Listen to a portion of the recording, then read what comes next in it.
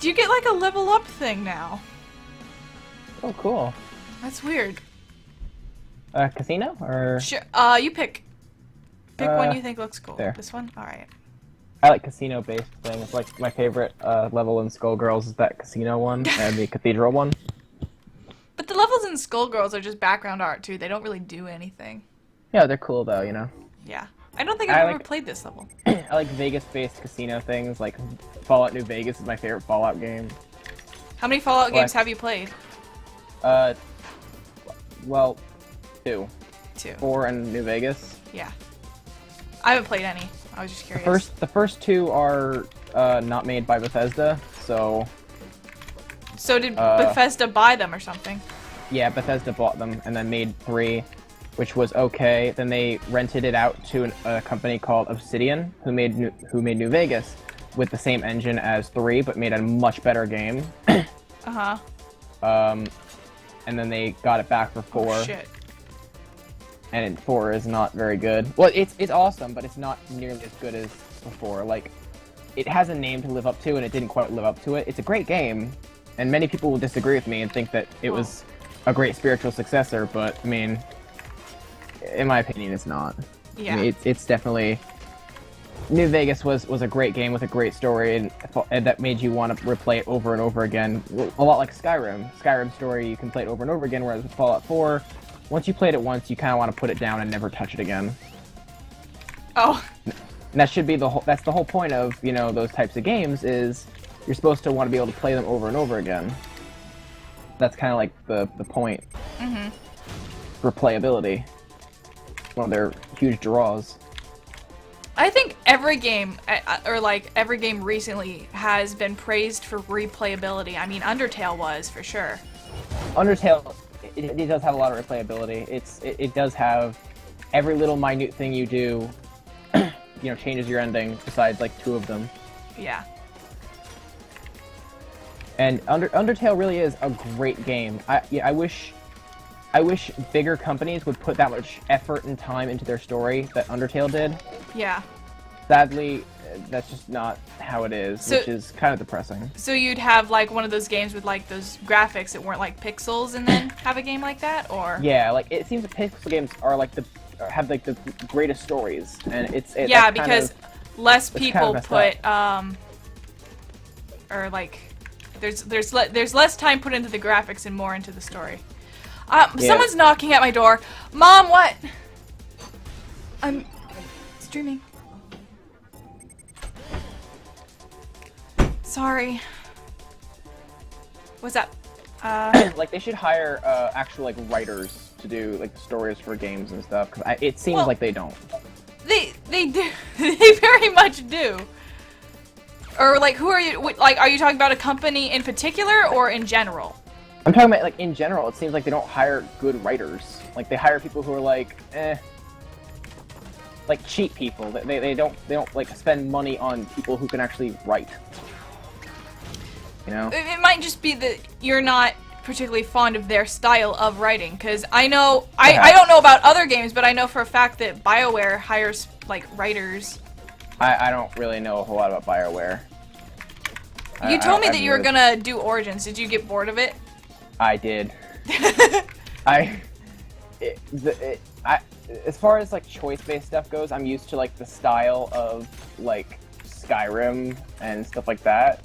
So it was very off.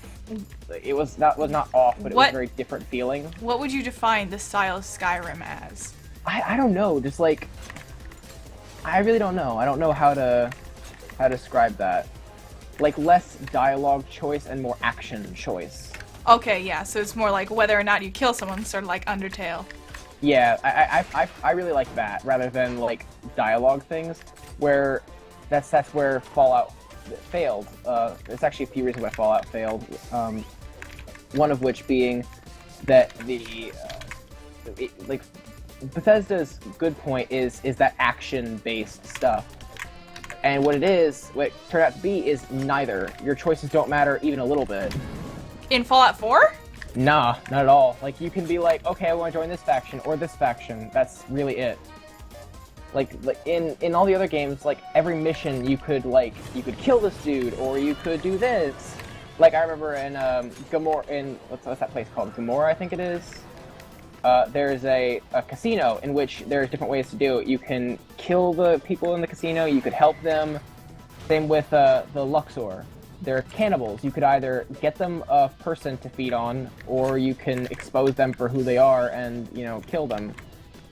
But Fallout 4 kind of falls short on that in the sense that you don't really get that anymore. Yeah, so there's like 2 ways to complete a mission. Yeah, there's like several ways to complete a mission, and and your choice feels like it has impacted the big picture when it really hasn't. Like if you think about it, it really hasn't. But you know, and it's also how you can join almost every faction in it. Besides, like there's obvious things that conflict, like NCR versus Legion. Mm-hmm. But everything you do with each faction changes the ending, and everything you do with each companion changes your ending. You know. Yeah. Like every companion has their own ending. I think one game that you might like, because it does have the missions like that, where you can do it differently, or I can at least think of one mission that's like that, is Mass Effect. Because in Mass Effect, there's this one mission that, I'm gonna spoil it, I'm sorry, but there's this one mission where you... Okay. These people are being possessed by, like, this alien plant. Oh, jeez. And you can either kill them, or you can use these grenades to save them. Like, these special grenades. Oh. That'll, like, disconnect the plant from their minds. That sounds good, actually. But I recommend that you try out Fallout New Vegas. Like, if you want to try a Fallout game, New Vegas is definitely a good one to start with, just because it is such a good game, and it's kind of standalone in the sense that it takes place very far from where the other games have been, so like there's not a whole lot of lore that you're missing out on. yeah. The one thing that bothered me a lot about Mass Effect is that once you got to the end, basically, you it's could... 2 choices. No, you have 3, depending on how your score was in, like, your military readiness. But it's like, even after all that, my choices don't really matter, aside from whether or not my score is high enough to get this alternate ending, which, by the way, wasn't even that great.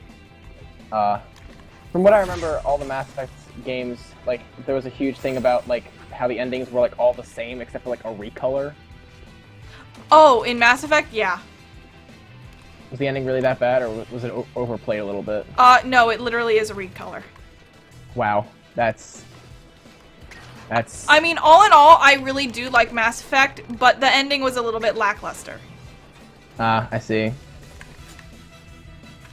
But yeah, I'm sorry I keep talking about Fallout, just I'm a huge Fallout fan, if you can't tell. Damn it. But...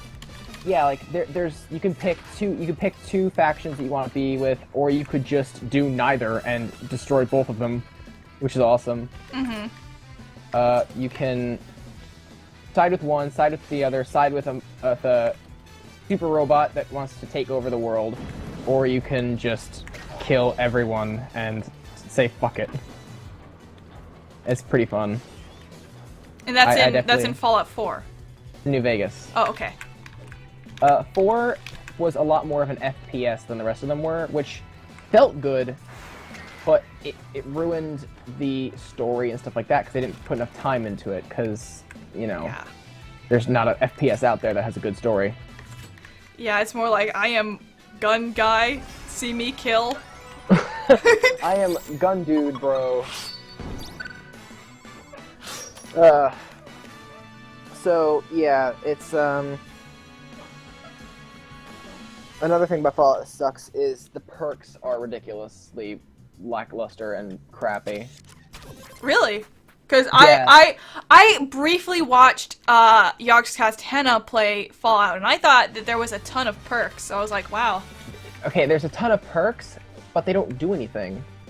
Like, let's put it this way. In New Vegas, you had perks like, oh, if you wear glasses, you have +3 perception, but if you're not wearing glasses, it's -1. Like they were fun perks, like perks that like that like were weird. It but cool. seemed like real perks, like Yeah, like the and glasses thing. there's one called Wild Wastelander where you'd see like weird references to like other fiction in it, like there was a fridge full like with a corpse in it and an Indiana Jones hat, and it's a reference to the last Indiana Jones movie where he jumped in the fridge to save being killed by the nuclear warhead. And so that's one of the perks. That's the perk. Is the entire world is full of awful references that are really funny. That's kind of cool. Whereas in Fallout 4, it's like, oh, plus 15% to this, plus 15% to this, where it's like they're boring. They're just like stat perks. Like there's nothing fun about them. Yeah, so it was like the stats in New Vegas could either be something funny or something actually useful, or yeah, there's both. Like there's funny stuff, there's useful stuff, there was all kinds of stuff, but there wasn't that in Fallout 4 at all. Like there was no fun stats except for like maybe Lady Killer or Confirmed Bachelor or whatever it is, or no, it's Black Widow and Confirmed Bachelor, I believe. Like those were the only two ones in the entire game that were actually cool because they offered different dialogue options to people of the opposite sex. Yeah. Like there was that, and it was pretty fun. But that's the entirety of the fun perks. And then there's one where your dog is no longer useless. That's it. It's kind of disappointing. It is a fun game, and the story is pretty cool, but it is nowhere near as cool as New Vegas was.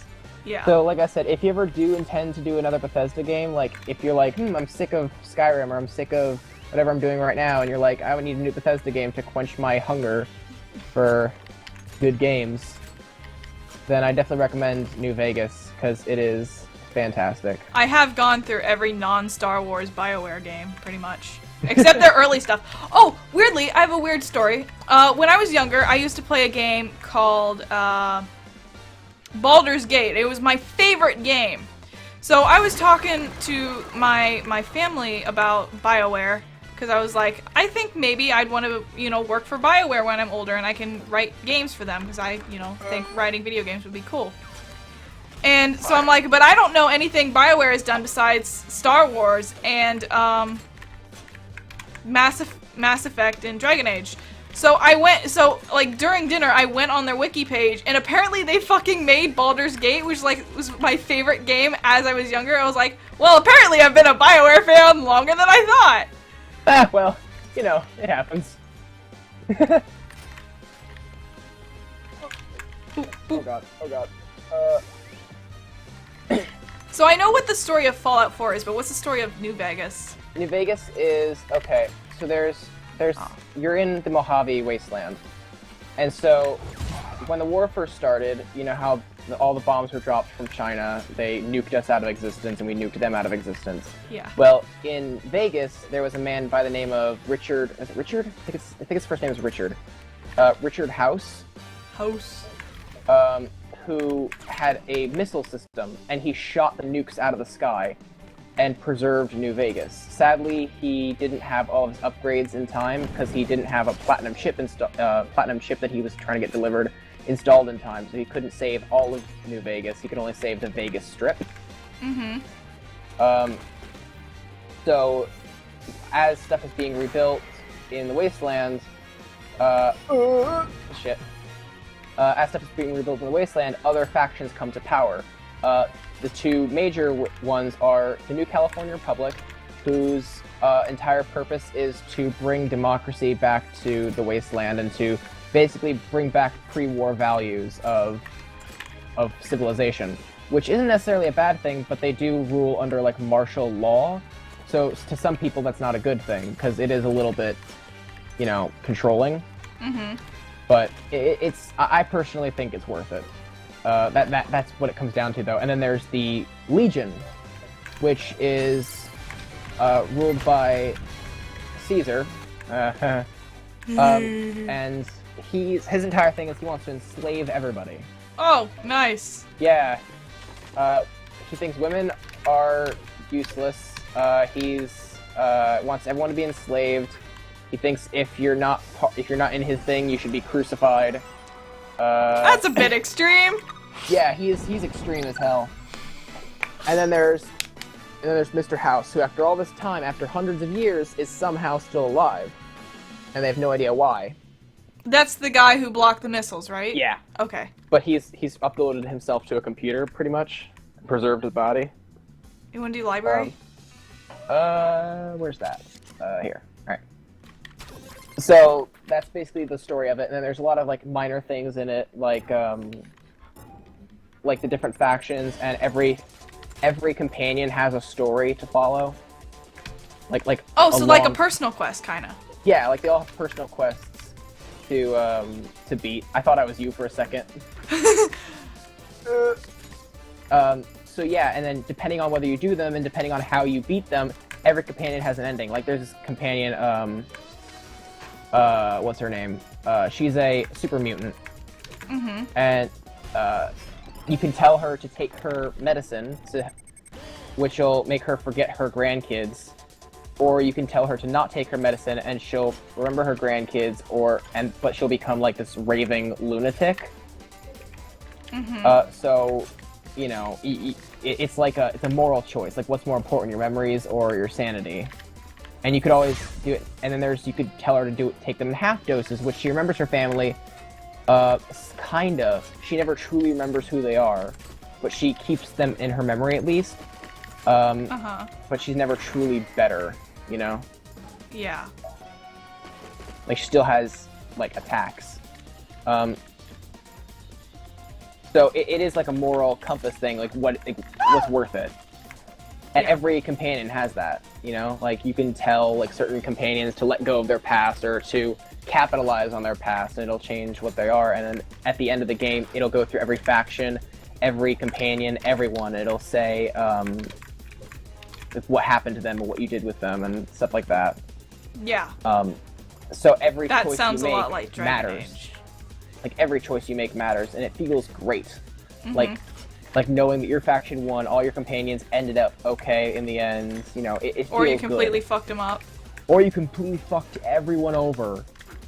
You know, like there's that too. So it really is it really is a fun game, and I do recommend it. Like, even for stream, that'd be pretty cool. Mm-hmm. You know, I don't know. If you don't, I probably will. I have a lot of other games I have to stream. By the way, Yeah. you should just do Twitch right now? Currently, we just do Twitch just because we don't have time to record or edit anything. Okay. Well, I think that'll work too, but there's this thing called Keymailer you should sign up for, and they'll offer you free keys, and then you can, like, increase your Keymailer score by streaming these games.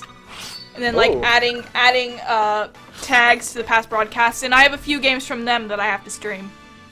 Oh, cool. I'll definitely look into that. Like, send me a link or something and I'll look into it. Yeah, I can do that after stream. But yeah, once we have time, like, You can pick during a spring level. break, we're gonna record that one thing that we had talked about with all of us. That one game.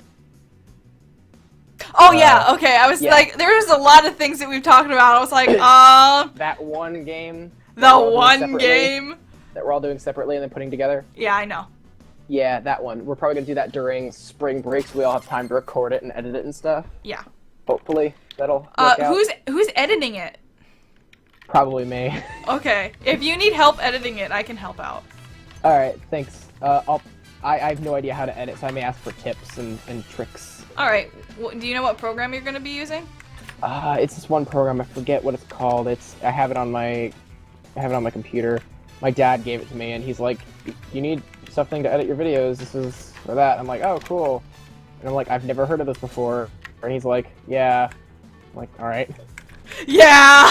That's pretty much what it came down to. He's like, "Yeah, I know."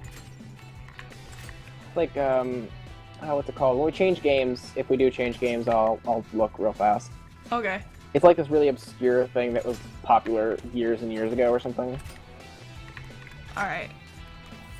I'm not sure if I'll know about it because I know a lot of mainstream editors. I don't know if. Yeah. I know a few of the free ones too. Like, one of the first editors I used was VideoPad, and I fucking hated it. It's not free. It's not. Yeah, I know. I didn't pay for it either. I know.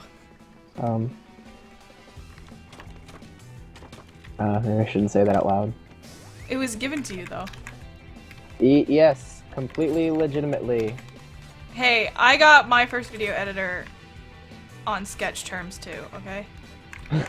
You know, I used to... Like, they were sketchy as shit, and he said, like, sent me these files, and he's like, alright, install these files in this order. You have to go into the files, delete this file, so, like, it like, gets rid of, like, the trial thing.